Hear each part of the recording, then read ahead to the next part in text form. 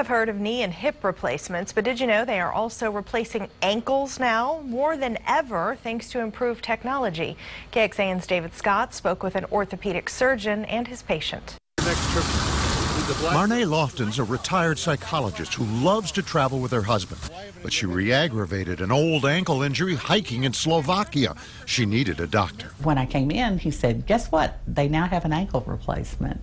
And so I signed up with great eagerness. Ankle replacements have been around a few decades, but rare, until recent improvements in the cobalt chrome implant.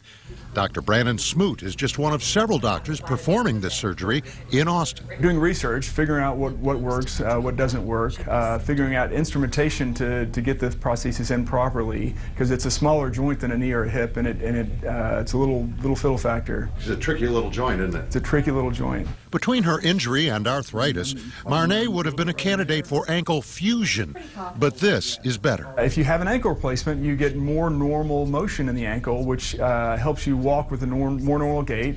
It also protects the joints that surround the ankle, because if you fuse an ankle, typically you'll get arthritis in the joints downstream from it after 10 or 20 years. Marnay's surgery was a breeze, but staying off her feet for 7 weeks, not so easy. Oh, it's really tough. When you're doing it 24 hours a day, you are just going bonkers by the end of it. Marnay has more vacations coming up to the Dakota Black Hills and Switzerland.